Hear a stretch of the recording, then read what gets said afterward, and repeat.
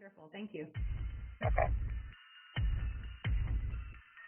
Can you imagine your life where money is your friend, working with you to achieve all your dreams and desires? If you struggle seeing money as your friend, then join Kathy Cook Noble, financial advisor and educator on understanding how your money can work for you. It is possible. Now, here is Financially Speaking with Kathy Cook Noble. Good afternoon and welcome to the Inspired Choices Network. You are listening to Financially Speaking, and I am your host, Kathy Cook Noble. And what we do every Monday is we come together and we chat about all things finance. And I know from talking to a lot of people that finance is more of a scary word than we like it to be, because the industry makes it a little bit more challenging and a little bit scarier and a little bit harder.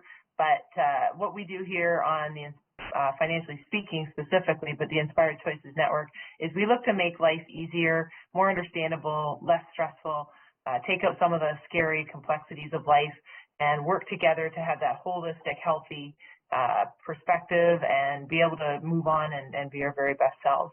And my part of that, my little piece of Inspired Choices Network, is the Financially Speaking part. And that's where we get to talk about financial matters, whether it's differences on mortgages, or how do we put kids through school, or what's retirement look like. We look at all the different things. We talk about bank fees. We talk about all the things that are related to money, which can just about be anything really. And we break it down to say that you can understand your stuff. And I absolutely 100% believe that. I've always believed that. I deal with that every day in my practice as a financial advisor and a bookkeeper. And that's really all that matters, is your stuff. And your neighbor, your cousin, your brother, your uncle, the people you see on TV, the lifestyles of the rich and famous TV shows and movies and stuff, that's all fun and interesting, but it really doesn't matter to your daily life. What matters is where you're at and what you do. So that's what we do here on Financially Speaking, and that's also what we do here on the Inspired Choices Network. And I encourage everyone to take the time, plug yourself in, and look up the other hosts, because if you're needing help with training your pets, if you're needing help with questions on child rearing, if you're having relationship problems, you have business questions, you have any kind of questions where you just have that one area of your life where you could use a little support, then reach out to the show's hosts, because I know lots of them personally, and they're really lovely, wonderful, welcoming people that would be happy to answer your questions. You're welcome to join us in the chat room. And of course, you're always welcome to join us on the podcast.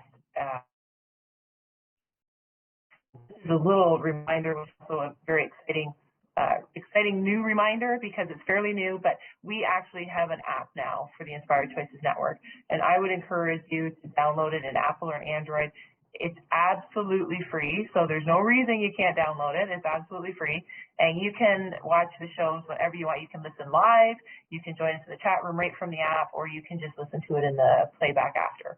And I would encourage you to do that, to check it out, because it's got a lot of wealth of information, and it's just a great, easy app to use. So today, what we're going to do is something that I like to do every once in a while, which is a lot of fun for me, because frankly, I learn a lot too. We get special guests on who are experts in a field that is finance related. It's a different spin on finance, which is, we have not had Sybil here before, and our special guest is Sybil Ackerman-Munson. And Sybil has over 20 years of experience as a nonprofit professional and foundation advisor. She taps into her vast experience and knowledge from working with donors who she has helped give away over $45 million in large and small donations, and she's going to help offer us the step-by-step guide. She does online courses, a podcast. She has resources that you can use to jump right to the front of the line and waste no time in making a true and lasting positive contribution to the world on your terms, which is always important. It works into your lifestyle and your plan. And this is what Do Your Good is all about. And we're going to talk to Sybil about that tonight. It's possible to purposely give and make a positive impact on the world, no matter how busy you are or how much money you have to give. And that is so important. And Sybil is going to show us how you can do that. And we're going to talk to her about that tonight. So tonight I am talking with Sybil Ackerman-Munson. She's from Ackerman-Munson Strategies and Do Your Own Good podcast. She's with, like I mentioned, over 20 years of experience as a nonprofit professional and a foundation advisor. And it doesn't matter how busy you are or how much money you make, you have the ability to give. And Sybil is going to help us with that and show us how we give purpose while making a positive impact on the world. Sybil, I'm so happy to welcome you to Financially Speaking. Thank you for joining us tonight. Kathy, thank you for having me. And I have to say, I really enjoyed your podcasts. Being somebody who's an entrepreneur and a small business owner, and I'm trying to learn, right, about all of my financial pieces, not just about giving with purpose and meaning to important charities, which is what I do for my business, but also just thinking about how do I plan for my future. And I have 3 stepkids and one of my own, and how do we think about college savings and all those pieces. So Kathy, I appreciate you. Thanks for having me on, and thanks for teaching people and talking about all these really important questions about finances. Oh, thank you, Sybil. I appreciate those nice words. And I'm very excited to have you and learn, because what some people may not know is I spent many, many years on various charity boards, and specifically the Hospital Foundation. And I was chair of the foundation for quite a while. And I found that fascinating, the whole nonprofit sector and the giving and what motivates people. And from being on the fundraising side of it, it's a very different strategy on going to see people about money specifically, and then in my practice talking to people about that as part of their future planning. So I'm excited to hear about a lot of the work that you do, because I know that's what you focus on entirely, which is it's a big chunk of work to do. Yeah. Thanks for that. And I'm happy to talk about any of these elements, but I think if it's okay with you, I'd love to go high level for a minute and just talk about bringing in giving with purpose to charity as part of your financial plan and what that means and those kind of pieces. Does that sound good, Kathy, or did you have another place you'd like to go with the conversation first?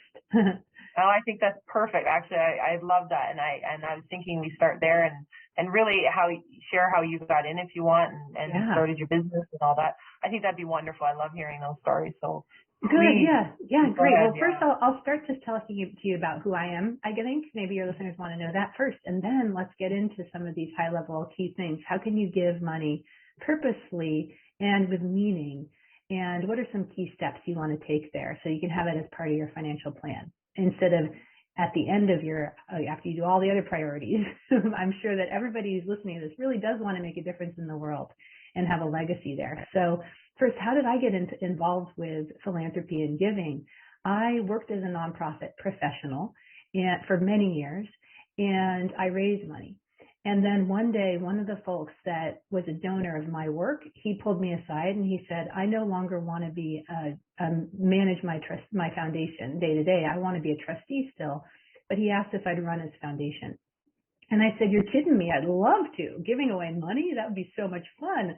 Of course, I didn't ask the right questions. I probably should have before I went in and started doing it full time. But I was really lucky. I came into a foundation as a full-time executive director with a family that I just adored and is terrific. And I still work with them today, actually. And now, over the past decade, what happened was more and more families found out that this is what I do, that I help connect charities to donors. And I work specifically with donors to think about what is their passion and purpose in life in terms of wanting to give back. And how can they do that with their donations? And how can they do that with meaning? And it's doesn't just feel like, oh, I'm doing my yearly obligation, but rather have it as part of them and have it so that they give back to the world every year with purpose and meaning. And so that's sort of where I came from and who I am. And fast forward to today, I work for many, many family foundations. I talk to nonprofits every single day. I get pitched by nonprofits every single day. And I'm a connector between the nonprofit and, a donor. I say, I know that you'll be interested in this person. Let's connect you up together. And for many years, I did this with one-on-one clients, and I still do. I have wonderful one-on-one clients. But I started amassing so much knowledge.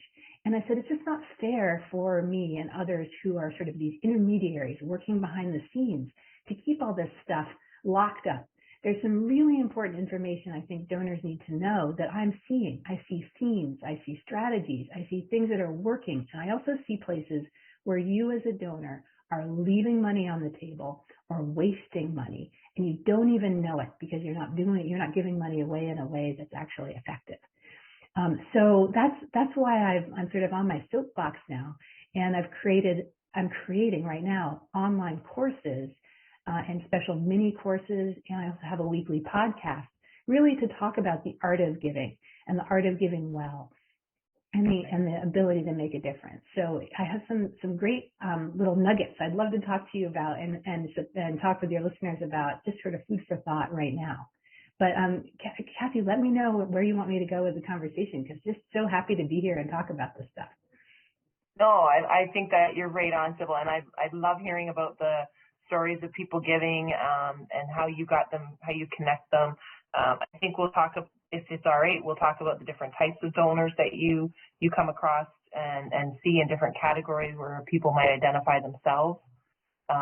We'll maybe talk about some pathways that you can offer people on how to take their donations and use them on the important causes that they have. I know from the things that I've seen and talked to people about, that most people have something that they feel passionate about, or they feel emotional about, whatever the case is, and whether it's been a family member that's been affected by something and that's the charity they've drawn to, or whether it's just the family through generations has always done stuff like that, and that's the charity that they've been. I know our family business, when I ran just the family business part of it, we used to have a list of charities that we were a little bit more passionate for, and we'd get asked all the time. And I know businesses out there that are listening, they get asked all the time for donations of different kinds, either money or gifts or whatever the case is. And how do you decide? Like, how do you decide what charity? Because there is no shortage of charities and people needing some help, and a lot of people that could use some support. And it's hard. I know when you're in business to say no to a perfectly good and valid request, because and how do you decide as a business? You have to be able to say, we had our list, these are the charities that we have decided as a family we're supporting this year. There was always 2 or 3 that were on the list that stayed on the list for personal reasons. And then everybody else that came in was added to the list as we evaluated it. And it takes time. Kathy, yes, and a number one thing that I see as a reason people stop giving is just what you were saying, which is they have a list, but then lose touch with it. So it feels so unfocused, and you start feeling like you're just becoming a bank teller. Like people are just coming to you for that check, and you start losing your soul in the giving. And that is what I want to help people avoid. And there's some key things that I suggest we do when I work with a donor, and also in my courses to help you on your own, so that you can start right rather than going down that rabbit hole and then losing touch with why you're giving. And I feel like what I'd love to do, and you brought up your business too, and sort of thinking about how do you give to your business. There's some similarities and some differences if you're thinking about giving via your business versus personally that I want to address. But let me talk about some elements that I think are really important up front. If you might already have a giving strategy, but if you're just starting from scratch too, this is for you. So the first things that I want to talk about is, how do you ground your giving in something that's going to have impact for and meaning for you for 5, 10, 15 years, and not just fly by night. The first thing I do with anyone who's thinking about this is I say, okay, remove all judgment. Don't say to yourself, well, what are the big heady issues in the world that I should be worrying about? Get that out of your mind. Instead, think about 4 key things. The first thing, and if you're listening to this podcast right now, I'd love it if all of your listeners, they could be multitasking, but just sort of mull on this, and then maybe later journal on it a little bit. So here are the 4 key things. The first thing is jot down what you're doing in your daily life. What do you do every single day? It could be something you hate. So what? Just write it down. Anything you're doing in your daily life. The second thing is jot down what your hobbies are. Excuse me. What are the hobbies? What are the things that you do? For me, it's running. I love to run, and I love horseback riding. But just write that down, all right? The third thing is there a favorite thing you love to do that really gives you rejuvenation? It might be linked to the things you do every day or your hobbies, but it also might be a special place. It might be any number of things. But think about that and jot that down. And then the fourth thing that's really important is think about the things that keep you up at night, the things that stress you out, the things you worry about, and write those down. What I've found, and I do this exercise on myself in one of my courses, which is sort of fun. But what you find is that there's some interesting through lines between those 4 things. And you can start seeing things that you care about or that you're doing or that you worry about and problems you want to solve that are through lines. For me, when I do this exercise on myself, I realized that climate change is something I cared about, and my kids and the next generation. And so what I ended up doing is giving a personal donation, for example, through this exercise to groups, youth groups working on climate change. But I never would have gotten there if I hadn't done that exercise. Instead, if I had sort of first said, oh, well, climate change is a heady issue and I should be working on it, I might have started funding groups that I really didn't feel connected to in my daily life at all. So that's something to me that I feel is really important, and it feels really obvious, but so many folks I've worked with have sort of overlooked that and went straight to what they thought were the heady issues. And then in 4 years, 3 years, because I work with people a long time, they get disillusioned. They're like, well, what impact am I really having? That kind of thing. But if you link it into stuff you're doing every day, even if it's connected to that, then you have friends, you have coworkers, you have colleagues you can talk about with this stuff. You feel it really right away. You know ahead of time if there's something that you may not be as connected with, so you can do a course correction and maybe donate to other groups that are linked to it still. But there's a lot of ways to do that. And you can do these 4 things if you translate it over to a business, where you do those same questions, but you look more at the business model. So instead of saying, what do I do every day? You say, well, what's the core business? What is the business doing day to day? What are their core functions? The next thing is, instead of hobbies, if you're thinking about a business, you say, okay, what are my employees and what are my staff and what are my contractors and what's our goal? What are we doing in our special volunteer time? Because a lot of times companies are out there sponsoring tree plantings or other things, or employees are doing self-motivated pieces that are great in the world. And in terms of the activities that make you happy, if you're a business, it's more, what are my clients responding to that's really working well for us? And then in terms of what keeps you up at night, if you're thinking about it in a business, you're thinking about, well, what are our biggest challenges we're trying to overcome? Is it about staffing in particular areas? Is it about any number of things? And you can work through things there. And I actually have a few podcast interviews with some business professionals who talk about how they navigated this and how they worked through some of these really interesting pieces. One of the gentlemen who has an amazing business said he really focused on immigration reform because he was relying on a lot of folks who were coming in from other countries to help him. And how does he support the immigrant communities? And so his business was doing a lot of giving in that area. But you name it, there's no judgment there again. So that's the first piece of what I wanted to talk about. And then the second piece is, once you've figured out what it is you want to fund, there's a whole bunch of key things to then unpack to make sure that your dollar is going as far as it possibly can once you know the area and the issue you want to fund. But let's stop there, Kathy, because if you have any questions about that first, I'd love to talk about it more.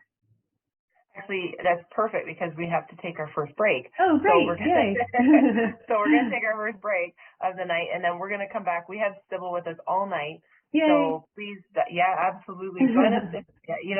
You're always welcome to ask questions. And Sybil, when we come back, the first thing, we're going to carry on with our conversation, but I want to make sure we get our contact information for you, so people listening to this on the replay or watching this on the replay would be able to get a hold of you easily if they need to get a hold of you for questions and so forth too. So don't go anywhere. We have Sybil Ackerman-Munson here with us all night on Financially Speaking, talking about how family and business are going to work in their philanthropy plan with their finances. You are listening to Financially Speaking on the Inspired Choices Network, and we will be right back. Too many of us get caught up in the unreal lives of reality television and complete to acquire stuff, which is setting us up to accumulate lots of debt. We're scared, confused, and don't know who to talk to. By tuning into Financially Speaking radio show with financial advisor and educator Kathy Cook Noble, you'll learn tips you can use to improve your financial health, which in turn can improve your overall health and make for a very happy life. Live a life you can afford and enjoy. It is possible. Listen for Financially Speaking radio show every Monday at 4 p.m. Eastern Standard Time, 3 p.m. Central, 2 p.m. Mountain, and 1 p.m. Pacific on InspiredChoicesNetwork.com.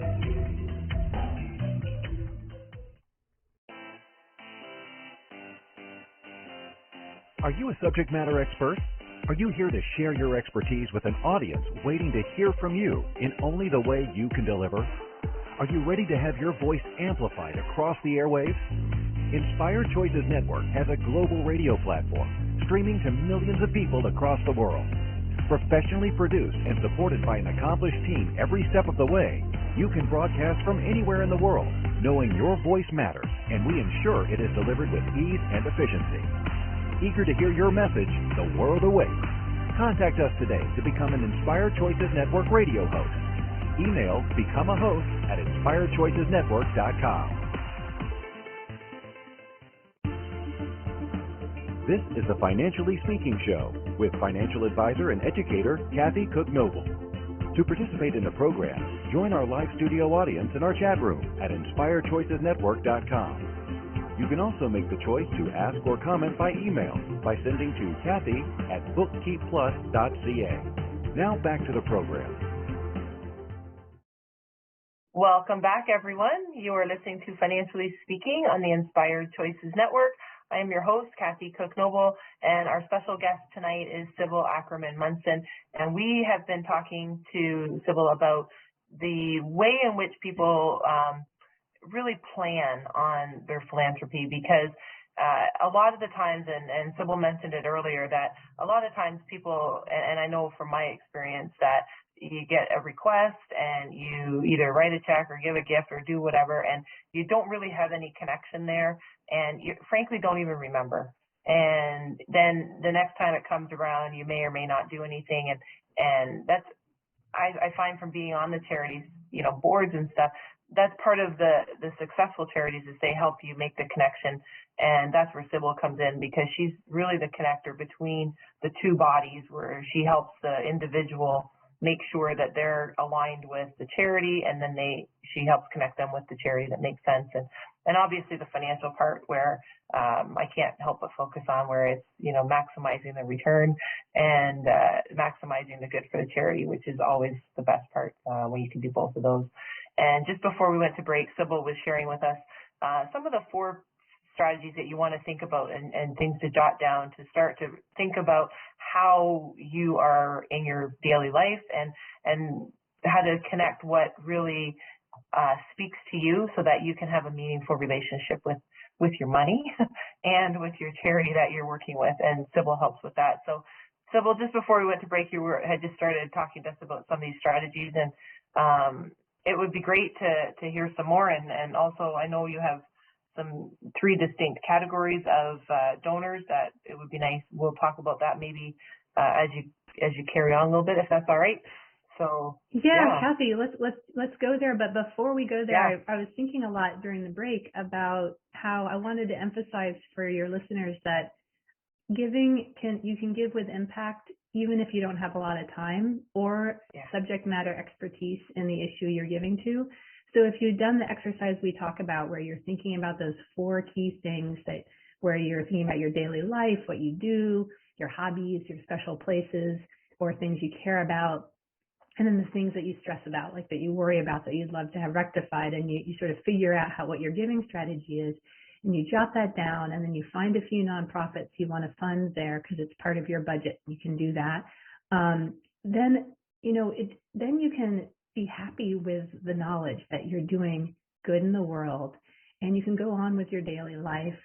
And if you've done this right, your giving is actually becoming part of your daily life because it's something that is integrally intertwined in what you're doing day to day and that kind of thing.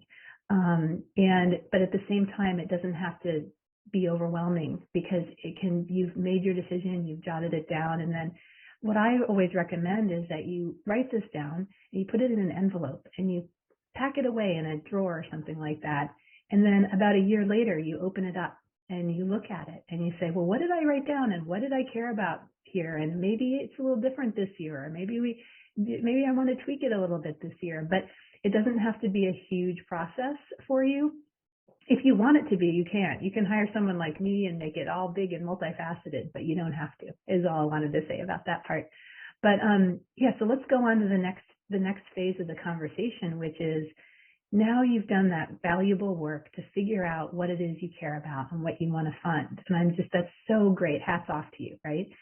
But the next thing is you want to be sure, and I've seen this happen both in when I was in the nonprofit world and as now working with donors, you could waste your money. You could put your money out there and really end up causing more trouble. I see you nodding, Kathy. Maybe when you're on your boards, you could see that a donor, well-meaning donor, gives money to the nonprofit you volunteer for, and you're like, oh my gosh, this money's being wasted. Sybil, it's funny. I had that experience once, and it was a board I couldn't find myself staying on for very long because it didn't align with me and my values, and I felt that I could see some of the waste, and I didn't think that was the right way to help people with their money. Yeah, and I make you a bet. Maybe in this situation, your donor knew, but most times of the time, a donor doesn't know. And so let's talk about how you, as a person you are giving money away, you're being wonderful, you're doing all those things, you don't end up doing more harm than good, or not actually helping the cause that you care about. So the first thing that I want you to do as a person who's now decided where you want to go is I want you to think carefully about how you want to be a donor. There's 3 kinds of donors that I've seen in the world, and they're all valid and they're all good. But if you aren't clear on the kind of donor you want to be, you will waste money, I can tell you, okay? So the 3 types of donors are, there's sustainer donors, campaigner donors, and launcher donors. A sustainer donor is somebody who you're in love with a bunch of nonprofits. You love what they do. They fit your interests. You've done those good exercises in the beginning where you know what you want to do, and you want to give to that group year after year. No questions really asked other than that they're just totally in line with what you do. Let's say you love volunteering and doing tree planting, and you fund a group that's called Friends of Trees or something like that. And they're doing exactly what you love doing. So that's a sustainer donor. You care about the nonprofit and what it's doing. A campaigner donor is somebody who cares more about an issue than any one nonprofit. So let's say you are really worried about houselessness or food insecurity. You name it. Again, no judgment, just anything that you care about. And that's the thing you want to move the dial on. You want there to be more people who have homes. You want there to be more people who have access to food. This means that you are somebody who cares about the issue more than the individual nonprofit. And the reason that's important is that you want to then make sure that the nonprofits who are coming to you and pitching you, that they're pitching you projects to end houselessness or to end food insecurity. rather than just generally everything they do. Because a lot of times organizations do a lot of stuff, and that is an issue there. So you need to be sure that you're clear with them about that. A launcher donor is similar to a campaigner donor, where a launcher donor cares also about an issue more than any one nonprofit. But you as a launcher donor, you love starting new things. You're sort of the venture capitalist of the donor world. You love finding the gaps. So if you care about houselessness, you're like, well, where are the nonprofits not working in something? And how can we like fill that gap and help start a new nonprofit or really make this thing work? And if you love doing that, that's great. There's a very good role for you in that. But you want to be sure then that you talk to the nonprofits that are out there working on the issue you care about and tell them, I want to fill a gap. What's the gap you see out there? And I guarantee, well, I shouldn't guarantee anything, but I am telling you that these experts in the field, in the nonprofit world, they'll be like, oh my gosh, I'm glad you asked that. There's something really missing. Our organization is just stretched too thin, but we need this gap filled. Can you help us? And so that is great. So that's the first thing. If you don't take the time first to really be honest with yourself and think about what kind of donor you want to be, what'll happen is a nonprofit might think you're a sustainer donor and pitch you all their stuff, and you might think you're a sustainer donor and be like, okay, I'm going to give you money for everything you're doing. And then a year later, that nonprofit might shift its focus just a little bit, might have a transition in an executive director or a director of the program that you actually were really interested in. And then all of a sudden you're like, why am I not interested in this? And I'm putting money over there, but I'm like not interested at all. And then you pull your money really fast from that and put it into something else quickly and start sort of moving around too fast. And then the nonprofits who've relied on that money end up having to stop programs and things jolt around. And this can be true even if you say, if you're thinking, oh, I don't give that much money away, how much impact can I have? You can actually have quite a bit, because especially if you're giving in an area you think you care about a lot, you might be talking to your friends and your colleagues about it, and without even meaning to, you might just say, oh, this issue isn't so great, or this nonprofit's not doing such great stuff, and all of a sudden, like, your comment is influencing other people. And so that in the end can really have a big impact. And so that's why it's really important, I think, that you present yourself as a donor to the nonprofit, really clear about which of those three aspects you want to focus in on. So that's the first element of trying to make sure you don't leave money on the table by that clarity. And then I want to talk about a second element that I think is important. But let's stop there for a minute, Kathy, if you have any questions about that. I wanted to ask you, Sybil, and I assume that this is part of your whole program working with the donors, is how do you evaluate the effectiveness of the charity? So the donation comes in from the donor, and they've been doing it for a course of time. How do you evaluate, or how do you help them evaluate whether or not they feel the impact is rewarding enough, or the charity's doing what they think they're expecting them to do? Oh my gosh, I love this question so much because it's one of the hardest questions to answer, and it's something I've thought a ton about. And the first thing is, it depends on you, right? So, and one of the reasons I focus so much on doing the work up front about thinking yourself as a donor about what you care about is the nonprofit is only as effective as the goals you set out for yourself in your donor strategy. The mistake that is made so often is not only in the beginning does a donor think, oh, I have to work on the heady issue of the day, not the one that I personally care about, but just the heady issue. The donor also thinks that there's some magic formula to be evaluating every single year. Okay, well, we shall be looking at finances and we shall be doing this and that. And then they start getting frustrated there. And as a person who's worked with donors to try and think through how do you measure impact, what I've realized over the years is that if that work up front isn't done well enough, then measuring impact is near to impossible for you. You won't be able to tell. Okay, so that's the first thing, word of caution. But let's throw that aside and talk about strategies to actually measure impact, because there are ways to do it. Okay. Okay.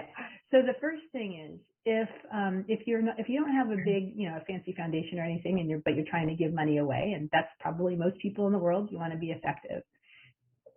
I believe that what you do is, as long as you're connected to the giving that you have, it's very, very important. Let me emphasize how important it is that you write down why you're giving the money away in the beginning. So when you sit down, a lot of people do it once a year around December, at the end of the year, and you sit down and you do your donations. A lot of times you're really busy. You're like, oh, I have a little extra money. Let me do this. And then you don't really do the writing. But sit down and write a little bit for yourself. Write down, here are the donations I'm giving, and just do a couple of sentences. And talk to yourself about, in the sentences, here's why I'm giving. Here's what I expect the outcome will be at the end of this year with my giving. And then over the next 2 to 3 years, here's what I think my impact could be with my giving. And then you fold that up and you put it in an envelope and you open it up again in December or whenever you do your yearly giving. And you ask yourself then, did this work? Did it work out the way I thought it was going to? And if it doesn't, that doesn't mean that it's not effective. Maybe there's some new interesting thing that happened that no one had anticipated, and the groups moved quickly to address an opportunity or something like that. But it allows you to really think through whether you think your donations did well last time and what you want to do in the future. And again, jot it down and then put it in an envelope and open it up the year after. So that's the more simplified version. Now, I work for donors who have larger foundations and who have whole matrices and are really thinking through, okay, here's our 3 to 5 to 6 year plan. And here's the kind of issue. If they're campaigner donors, here's the needle that we want to move on an issue. If it's climate change, we want to reduce greenhouse gas emissions. And here are the nonprofits that we believe, here's the biggest emitters of greenhouse gas emissions, transportation sector. And so we're going to fund 15 groups that are specifically working to support the automobile industry to move from a gas-powered automobile industry to a renewable energy electric industry. And I'm using these as hypotheticals completely, but I'm using them hopefully to explain like that also can happen. So then what you do is in year 1, year 2, year 3, say, okay, how far along have my grants and have the grantees been at succeeding at this particular outcome? And are they winning? Are they losing? Are they able to make a difference? If they're not, what are the things they're missing? And how can we maybe support them in doing that? Or is it a lost cause? Are we not going to be able to do that anymore? Should we shift? So it goes from the simplest, which is jotting down your notes and making sure you check in with yourself every year, to really creating sort of a whole matrix and plan over the long haul. So that's the effectiveness piece. Do you find too that people that are working with you that are, because I'm going to assume that you take them through this path. They take this journey. This is a part of the program with working with you, and to give them more meaningful and more impact. Mm-hmm. Do you find that what happens this December, for example, next December when they open that envelope, it's more in alignment than what they thought it would be, or are they more surprised if they're out of alignment? You have great questions. I think that if you're a sustainer donor and you love the nonprofits themselves, the changes aren't that significant each year. Unless the nonprofit has gone under or complete new leadership and their strategic plan has changed, it's going to be pretty consistent. It's still good for you to keep checking, though. Check in with yourself to make sure that that's the nonprofit you still love and all that kind of thing. If you're a campaigner or a launcher donor, you are going to see a lot of shifts. And it's really important to keep up to date on that kind of work, because if you're trying to move the needle on any of these issues, any of the hard issues, houselessness, climate change, I mean, you name it, things change all the time, and it's really hard work. And nonprofits have to pivot and shoot and do different things. And new nonprofits that are working on the issue, new innovators are coming into the field. And so that's why it's still really important. It's even more important to keep these notes. Okay, what were you assuming in this first year when you gave the grant? And then looking at, okay, are my assumptions being met? Is this working? Are there some new groups out there? That kind of thing. So it allows you to stay connected to where things are and to think about your goals. And as a campaigner and launcher funder, things are much more dynamic. And that's the other thing I want to make sure people know is that as long as you're rock solid in your own personal beliefs and interests, it's okay to not have everything signed, sealed, and delivered as an outcome, as long as the nonprofits are communicating with you about what the next steps are. And at that, I'm going to take our next break. So don't go anywhere. We have Sybil with us all night. You are listening to, all night on Financially Speaking. So you're listening to Financially Speaking on the Inspired Choices Network, and we'll be right back.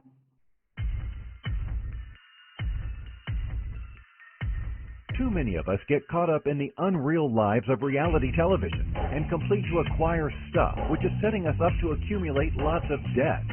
We're scared, confused, and don't know who to talk to. By tuning into Financially Speaking radio show with financial advisor and educator Kathy Cook Noble, you'll learn tips you can use to improve your financial health, which in turn can improve your overall health and make for a very happy life. Live a life you can afford and enjoy. It is possible.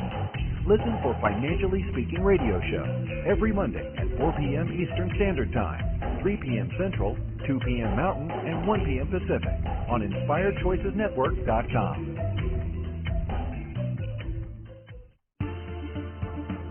This is the Financially Speaking show with financial advisor and educator Kathy Cook Noble. To participate in the program, join our live studio audience in our chat room at InspiredChoicesNetwork.com. You can also make the choice to ask or comment by email by sending to Kathy@bookkeepplus.ca. Now back to the program. Welcome back, everyone. You are listening to Financially Speaking on the Inspired Choices Network, and our very special guest tonight is Sybil Ackerman-Munson, and she is from Doing Your Own Good, the Ackerman-Munson Strategies podcast as well.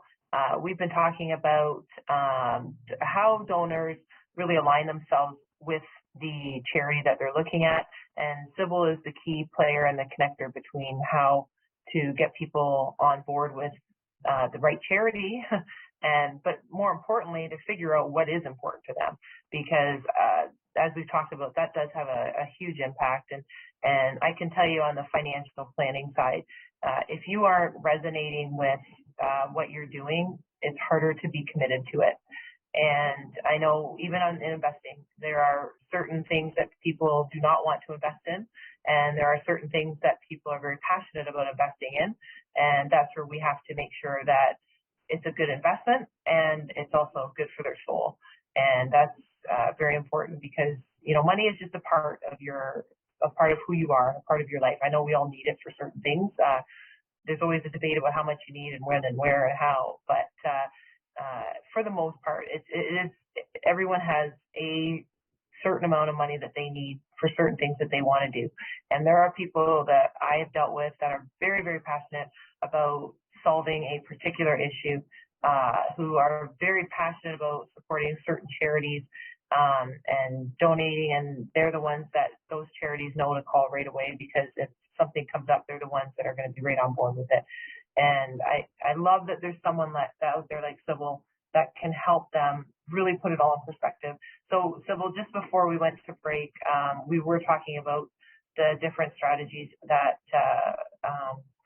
people will go through to evaluate and whether or not they feel like the connection has been made with success, I guess, if we can call it that. And you're going to share with us some more of it. So I'm going to turn that over to you for sure. Thank you so much. And just as a little side note, so that people can find me, it's my name. The name of my company is Do Your Good, and the only reason that matters is the Do Your Good piece is how you can find my podcast. If you type it in there. So that's awesome. Perfect. Do Your Good. Yeah. Do your good. Woohoo. So let's talk though. I'm really always interested in making sure that if you want to donate your money, you're not wasting money, right? And the other element I want to talk about is, so we talked about evaluation, which is great to make sure that you're evaluating year after year so that you're not putting money in places that you're not passionate about or that you're not making mistakes there. But there's another thing that's really important to make sure you're not leaving money on the table or wasting money. And that is to recognize, and some of what I'm going to say is obvious, but to recognize that if you're in a position where you're giving money away, no matter how much that is, you are in the power position when it comes to giving to a nonprofit. And the challenge with that is that, you know how your best friend sometimes will tell you when you're off base, or your kids or anyone, they'll be like, I have it happen to me, my kid's like, Sybil, mom, what are you doing, or my husband or anybody, that has good friends with me, they will sit me down when I'm off base. The challenge is when you're in that power position as being a donor, what can happen is that too many people tell you you're great. Too many people don't question your ideas. Too many people just try to get the money, and so they're not telling you if there's a challenge in a coalition or in the work they're trying to do. It really can be a problem, because what happens then is that you can't make good decisions because you're not hearing about the real deal. And so one of the things, and I have a special little mini course that I'm creating just on this, because I literally have seen this happen with my clients. So the nice thing is sometimes I'm more in the background, and I did work in the nonprofit world, so a lot of these folks are my colleagues. I definitely can fall into this too, but when I've sat in a room and I've seen some of my clients in the same meeting room, and I know really what's going on, and I hear what the nonprofits are telling to them, I say, oh no, this particular donor is in what I call a funder bubble. The nonprofits are not telling this donor what's really going on. And so the donor is thinking that their money is going to really good things, when the reality is there's a serious disagreement over policy or over an issue. And we're donating to one of the groups that's actually causing the problem. Instead, maybe we should add some money to help with facilitation or other things to help the groups come together and come to an agreement over issues that this donor won't ever know. And so essentially they're throwing good money after bad money, and it's just not working. When I'm there, I can actually rectify that problem. But this happens when people like me aren't in the room. And that's why it's so important as a donor to take active steps to try to keep yourself out of that funder bubble as much as possible, as well as recognize that it's going to be there.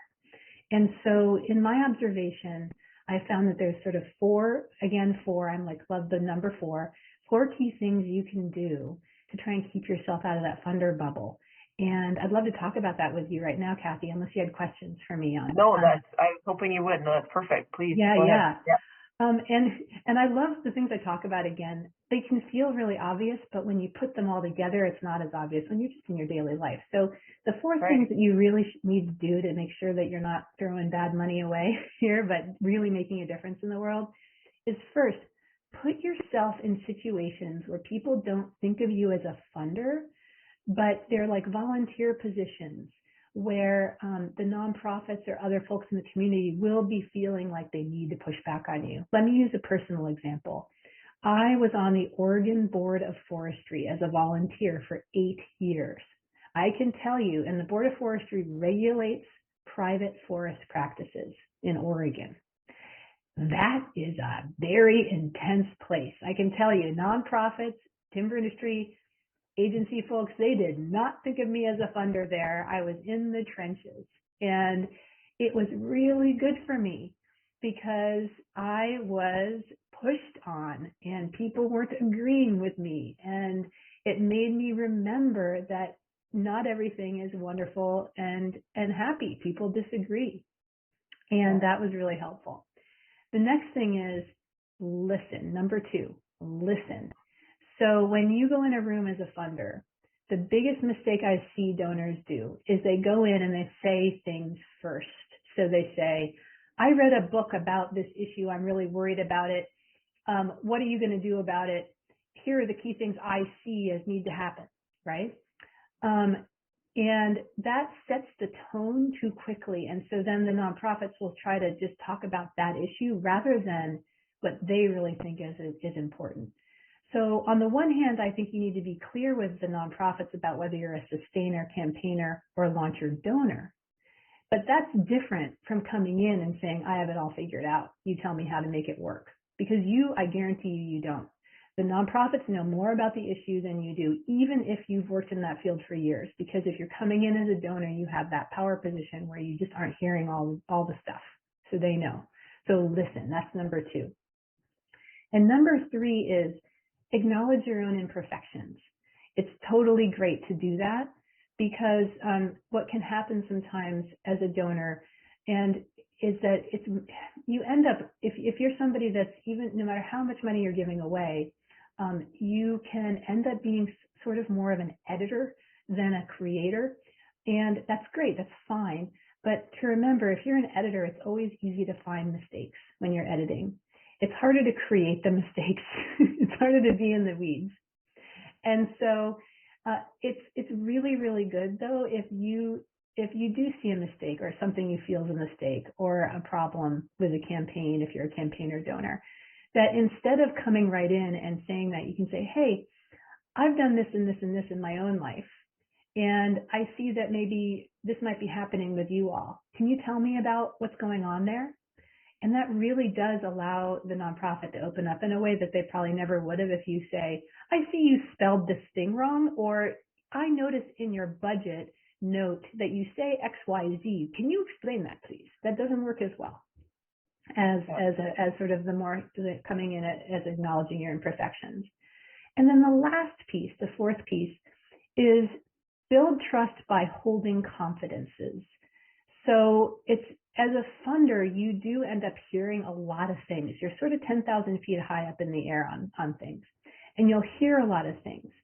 And what can happen, the mistake you can make, is that you think you know a lot, and then you start talking to other people. And as a funder, sometimes you're in groups of folks that may not already be as connected up with the nonprofits, or they might be decision makers or other people who are involved in it. If you're doing your job right and you've picked the right issue, you are going to be sort of with your friends that are working on this stuff. But you need to be really careful about if there's some really sensitive issues that nonprofits are dealing with, then inadvertently sort of telling other folks about it in a way that could cause more strife within the coalition or the work or the people you're trying to fund. Because that could end up causing people to go backwards, and also it'll end up having them not tell you stuff in the future about the issues. So those are the 4 things. First, put yourself in situations where people don't think of you as a funder. Second is listen first. Third is acknowledge your imperfections. And 4th is to build trust by holding confidences. And again, it's not perfect, but I really feel like that can help a lot in supporting nonprofits to tell you what the real scoop is, so then you can fund in the right way. Exactly. No, that's excellent advice. And we just have 2 minutes left, believe it or not. Oh no, that was so much fun. I know. You know what? It goes so fast, especially, and I was so paying attention to you that I was late on the break. So, don't tell Kim. She's our producer. She's so great.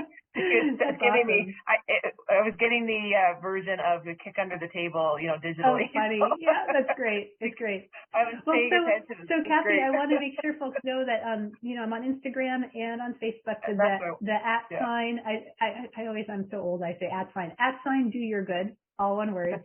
And then I'm on LinkedIn just with my name, Sybil Ackerman-Munson. And then my podcast is anywhere. And then my website is www.doyourgood.com. And I'm soon going to be launching these special mini courses for donors and also for nonprofits. I've created a course to help them hone their pitch. So. Oh, wonderful. Wonderful. That's so great. And I appreciate so much you taking the time and coming on Financially Speaking. And we'll certainly be looking for the courses, and maybe after you've got everything all done and launched, and we'll do a follow-up with you like you do with your clients. I would love that. It would be so great. We'll open up your envelope and see how you did. I know, totally. I got to live it here. So we'll try and get Sybil back after that. Open up the envelope and see how she does. So thank you so much for joining us. I truly appreciate it. Remind everyone, check out Sybil Ackerman-Munson, doyourgood.com, and just Google Do Your Good, and you will find her. And if you have any questions, please reach out and talk to her or connect with her so she can help you. And join us every Monday on Financially Speaking. We'll see you back then. Thank you for choosing to listen to Financially Speaking Radio Show. Kathy Cook Noble will return next Monday at 4 p.m. Eastern Standard Time, 3 p.m. Central, 2 p.m. Mountain, and 1 p.m. Pacific on InspiredChoicesNetwork.com. We hope you'll join us. Until then, have the best week of your life by making the choices that bring you all that you desire.